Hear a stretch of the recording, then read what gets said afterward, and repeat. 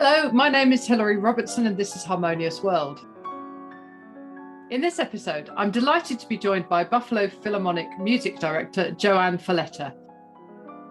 Claudette Sorel Rediscovered is a commemorative 2-CD set showcasing the late pianist Claudette Sorel in her solo works and American concertos drawn from her out-of-print recordings. Falletta says of Sorel, "She was an astonishing artist, a powerhouse pianist, and an absolute poet of the keyboard. I feel privileged to have known her personally, and I'm thrilled that many more people will now be able to hear her amazing gifts as a pianist." What you're listening to right now is Rachmaninoff's Nocturne No. 1 in F-sharp minor, played by Claudette Sorel. I hope you enjoy listening to my conversation with JoAnn Falletta about the work of Claudette Sorel. Welcome to Harmonious World. I'm delighted this week to be joined by JoAnn Falletta, musical director of Buffalo Philharmonic. So thank you for joining me, JoAnn. Thank you, Hilary. Happy to see you and talk to you. First of all, the reason for this interview is because of the Claudette Sorel rediscovery on these new CDs. They're beautiful, aren't they? They are beautiful. And she was a phenomenal pianist. I had the great pleasure of knowing her when I was just starting my conducting career in the 90s. I got to know her. I was on her advisory board, but her story is so compelling. And maybe I can tell you a little bit about her. She was born in 1932 in France and obviously exhibited an extraordinary prodigy talent, on the piano. So much so that her parents, Michelle and Elizabeth, decided that they should take her to study in the United States. So at the age of 8, she came with them and settled in New York City, and truly was a phenom. I mean, she just was an extraordinary talent. So 2 years later, she gave her recital debut at the age of 10 in Town Hall in New York, which was a very important center at that time. And then a year after that, at the age of 11, she made her debut with the New York Philharmonic as a soloist. And the Times at that time actually said, Claudette Sorel is in the front rank of American pianists. She was 11 years old. I mean, it was just so incredible. So she had a very brilliant career in the 40s, 50s, 60s, into the 70s. She was playing, and then unfortunately she had an accident. Actually, she slipped on the ice in New York City one very wintry day, and could not play anymore as a soloist. And that's well, I met her in the 90s, because then at that point she decided that she would invest all of her energies in teaching and in helping women. She really felt that there were many women pianists at that time who weren't as lucky as she had been to have a career, and she wanted to help them. She still felt that men were favored in terms of the concert stage. And she expanded that to worrying about women composers and women conductors. And that's when we met. She sought me out in the 90s, and she wanted to talk to me. And I was really just out of Juilliard. So I was still kind of a student and just at the very beginning of my career. But she was very curious as to how one could be a woman conductor or a woman composer, and how could she help? How could she help the general field of women musicians? And she was so inspiring to me. I was kind of overwhelmed by her. She was a very large personality, although a very tiny person. She was very petite. And when we listen to that music, Hilary, you might agree, it's impossible to believe that, because she has exactly. So much. She's so just astonishing. She's all over the keyboard, and but she was a force of nature, and she inspired me also because when she was at her performing in her years, she wasn't a typical soloist in that she didn't just play repertoire, the popular repertoire over and over. She specifically looked for new composers. Both she and her parents adopted their new country, living in the United States, and she felt always very proud to have become a naturalized citizen, and she wanted to help American composers. So she played recitals of music by Lucas Foss and Peter Minnan and Paul Preston, Aaron Copland too, and she commissioned works by American composers who were not really that well known. I mean, it's just this astonishing interest she had. You can hear on the disc that she has a piano concerto by Harold Morris and one by Joseph Wood. Again, two American composers whose names have kind of vanished. But she had a curiosity about music. And I was really intrigued by that. And I think that stayed with me in all of my years. So very recently, only a couple of years ago, her foundation, where she left all of her resources to help women, asked me to be a board member. And I was thrilled because I was one of the few people who had met her when she was in New York. And it was a way of maybe helping to continue her dream. So that's where I find myself with this CD. I'm trying to spread the word about this remarkable pianist. Yes, and she is one of those hidden figures, isn't she? Absolutely. When she stopped performing, I think her name just kind of became forgotten, you know, and it wasn't that she wasn't busy. She was teaching. She became the head of the piano division at the State University of New York at Fredonia, which is a wonderful music school. She was very active in helping young musicians of all sorts. So it wasn't on the concert stage anymore. And I think that just slowly people forgot what an extraordinary player she was. Yes. And how did you come to be involved in the re-release of these performances? How did you find them? Where did they come from? Well, when I joined the board, we discussed at great length how we could realize her dream and what would she have wanted, and we actually decided to concentrate our efforts on women composers because I thought that would really change the world for women musicians. But we also had to let people know who Claudette Sorel was, and she had no recordings. She had no recordings at all.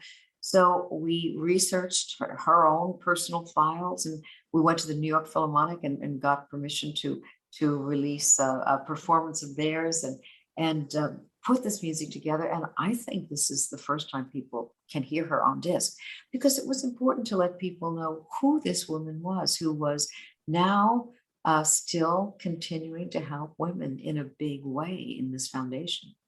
Yes, and the foundation is an amazing legacy, isn't it? And so to add the recordings to that legacy is really amazing and really spectacular.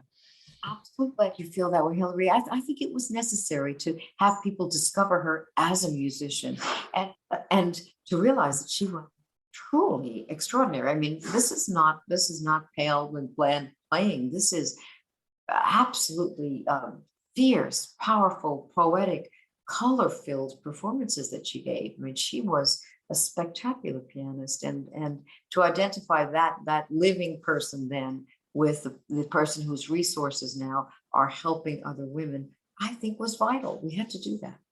Yes. The Rachmaninoff, those nocturnes, they're beautiful, aren't they? And actually, I think they're not heard all that often, especially the three of them together. You're absolutely right. And in fact, she was the one who discovered them. They were completely unknown in her day because they were written when Rachmaninoff, I believe, was 14. And so they hadn't been published, or she found them and she loved them and she championed them. So another example of her finding something new from a well-known composer. So she loved to explore, and they are very beautiful, and she lavishes a lot of love on those pieces. Yes. So she was born in France, moved to America, and obviously made America her home as a child. But did she go back to France? Was she known as a pianist in France?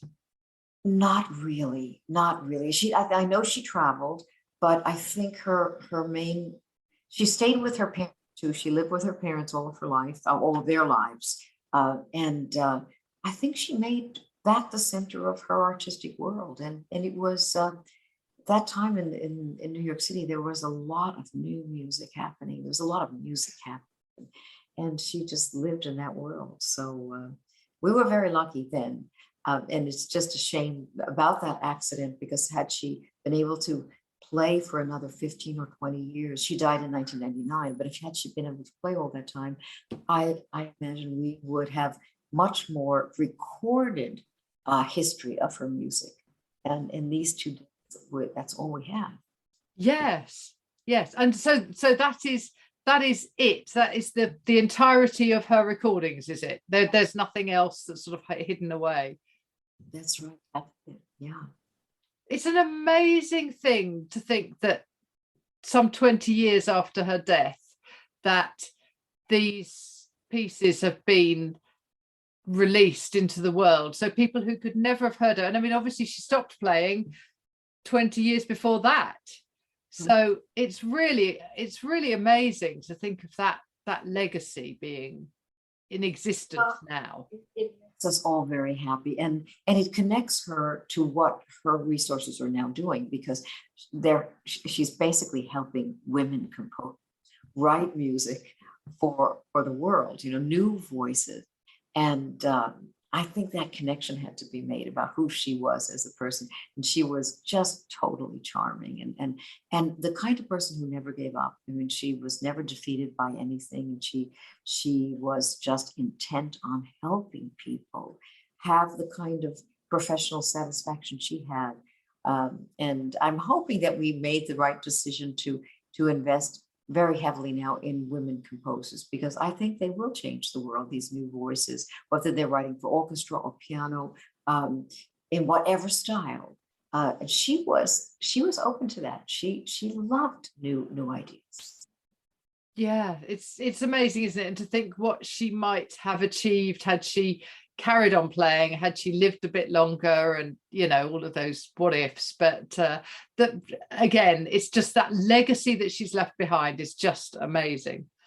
So. That recorded is very special, and knowing that people are hearing all of this for the very first time, it's just amazing to me, and we're thrilled about it, and I'm so glad that you've liked listening to her playing, because she's special.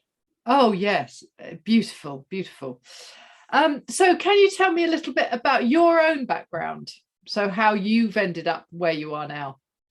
Well, I started studying, instruments, piano, classical guitar, cello when I was a young girl, but from the age of about 11 or so, I wanted to be a conductor. I just fell in love with the symphony orchestra. Growing up in New York City, I had the opportunity to go to a lot of concerts, and I had to do that. And I didn't realize when I was that age that it was still relatively rare for women to be conducting orchestras. So I'm glad I didn't know, because I persisted without being frightened, I guess. And I was lucky in that I was able to go to Juilliard and study orchestral conducting. And from then on, I've sort of been living my dream of conducting orchestras all over the country, and guest conducting in many places throughout the world. So that young girl that Claudette met, who was me at that age, who was just starting, I think had a little bit of encouragement from her to go forward, because it was into a new world where women on the podium were accepted. So, and now I'm working as music director with the Buffalo Philharmonic, but get a chance to work in many different places, and I feel very lucky. Yeah, and I mean, the Buffalo Philharmonic is well respected, and it's a great place to be, isn't it? It is a great. It's a city that supports its orchestra has a very close connection to the orchestra. The orchestra has a wonderful contract with Naxos that enables us to make at least a couple of CDs a year. And that has been great for us, because Naxos has actually charged us with discovering unknown music, discovering music that, they didn't want another Dvorak cycle or a Brahms cycle. They wanted music, not necessarily contemporary, but music that people didn't know. And that enabled me to become a kind of explorer, which I loved. And we've done very many discs with them now. And it's been an artistically growing experience for all of us, the musicians, and for me to perform and record music that has never been played before, or rarely played, never recorded, and that's been great. It's a great place to be able to do that. Fantastic. How was your lockdown? I mean, so 2 years ago we kind of had hints about things that were going on, but of course in March 2020 it all kicked off. What did that mean for you? Well, in March, we literally went into lockdown. Everything was closed. We were not able to enter the hall. We were really not able to do much of anything. And that took us through the summer. But at the end of the summer, we came back to work. We came back to work, and in an odd way, we were allowed to go into the hall. We had to wear masks. We had to sit 6 feet apart from each other. And we had no audience. It was all filmed. But it enabled us to play every other week, to give a concert every other week. And I think that kept us emotionally alive, Hillary, because we could make music together. At first we were frightened, I think. We didn't know, could we do this? Could we play with masks and not seeing and being so far apart? And we found out we could indeed do that. And we used small groups. Our group size was dictated by the state of New York, that we could only have 25 people on the stage. So it forced us to look at new music that we wouldn't have played with our 85-piece orchestra. And it was fun. It was great fun and great discoveries to play chamber orchestra repertoire, many of it new to us, together. And in fact, when we finished that season, I felt we had artistically made a great deal of progress, because we learned to listen. We learned to watch each other in a different way. We learned more about repertoire. We learned how people in a 25-member ensemble play, that every single one is critical. So all of that taught us a great deal. And then this fall, we started with an orchestra on the stage. Our string players are still wearing masks, but we're sitting close together again. We have audiences, but they wear masks as well. So we made some progress, Hillary. We're not there yet, but we're playing music, and we're loving that. It's amazing, isn't it? How it's almost as if we can all rediscover music again, live music. Right. It makes us realize how important it is. How joyous it is. We were almost in tears, really, the first concert we had with an audience, and it was overwhelming. How could we have ever taken this for granted? All these concerts.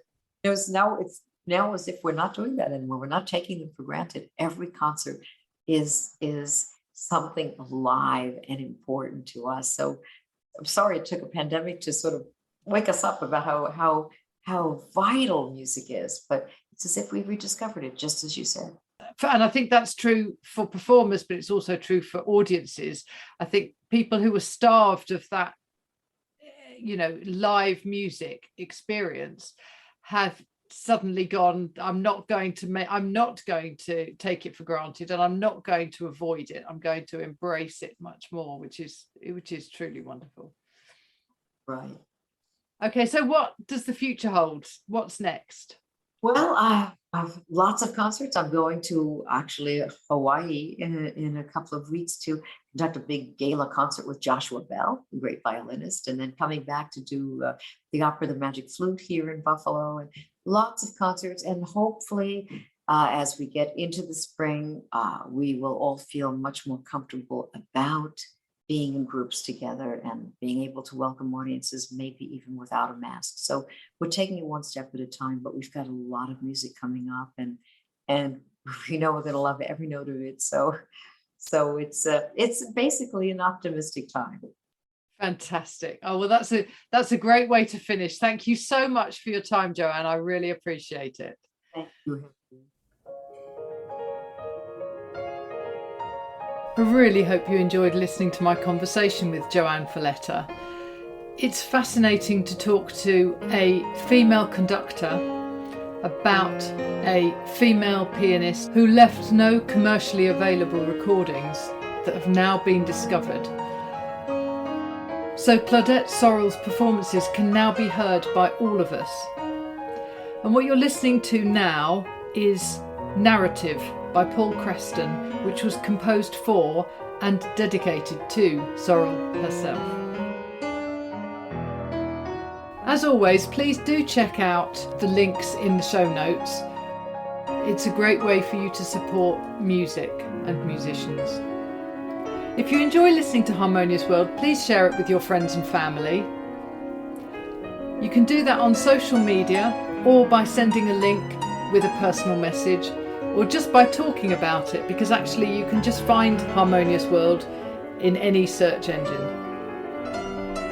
Please also consider leaving a review on whichever podcast platform you're listening to this on now. It really does make a difference. Also, don't forget you can support the show on Buy Me a Coffee, and the link is in the show notes. Thank you so much for listening to Harmonious World, and I hope you have a wonderful week. Remember to share what you are good at to help make this world a little more harmonious.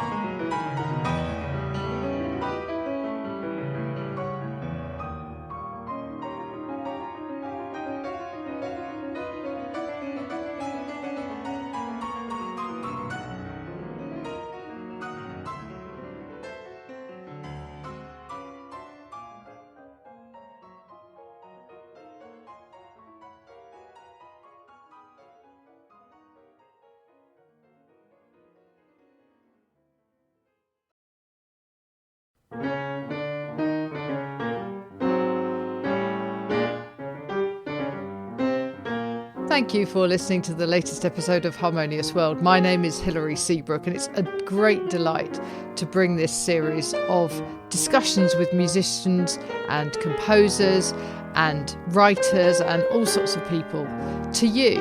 Obviously, there's no point in having a podcast if people aren't listening, and I'm very grateful to my listeners for doing so. Thanks also to Joe English for composing and performing this new theme tune. So wherever you get your podcast, you can leave a review.